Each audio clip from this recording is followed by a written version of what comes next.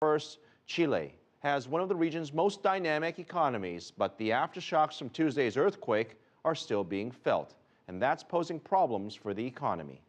Joel Richards joins us now live from Santiago. And Joel, a few years ago in 2010, that earthquake cost Chile $30 billion. Do we have any numbers yet on this one?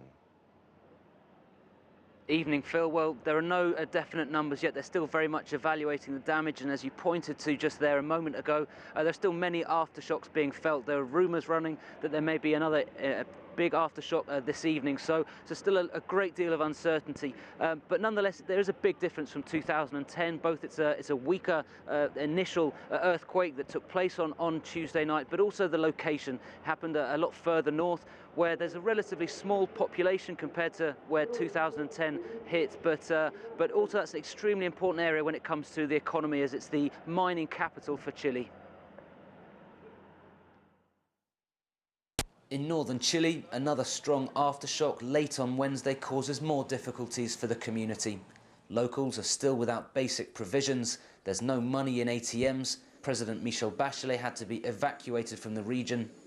In the capital, Santiago, the media reports minute by minute as the aftermath of Tuesday night's earthquake unfolds. The director of the National Earthquake Agency told us they expect aftershocks for months and even years to come.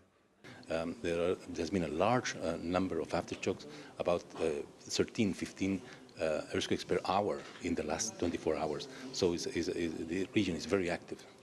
Chile lives with the uncertainty of more earthquakes.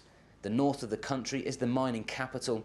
Chile leads world copper production, and the metal contributes 20% to its gross domestic product. While mining has been largely unaffected, many transport links are down, pushing up world copper prices. In 2010, there was the human tragedy, with more than 500 people killed. Damages cost an estimated $30 billion. This tower block in central Santiago is still unoccupied, residents forced to leave as the building crumbled.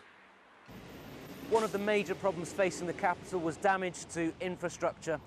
The bridge behind me links the airport to the eastern side of the city. It collapsed completely with fatalities and took years to rebuild. Next to the bridge is a memorial, a reminder from 2010. And the concern across the country, but especially in the north, is whether there's another stronger quake yet to come. It's not an earthquake in 140 years or nearly. And that because large earthquake is happening, it seems what is happening is being ruptured in stages, partially, not in just one event. Chile's economy continues to grow, and with it, its major cities like Santiago build upwards. There are strict guidelines for the construction sector, because the question here is not if there will be more quakes, but when they will happen.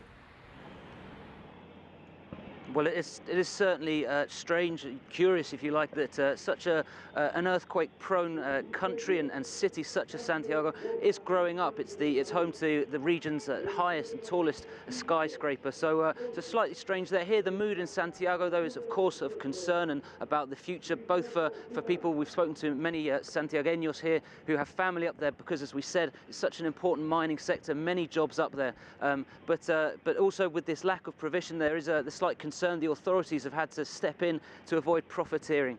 But as we said, going back to the very start here, Phil, the full cost of this earthquake is still a long way from being highlighted and from us knowing exactly how severe it's been in the economy. Joel Richards, thank you.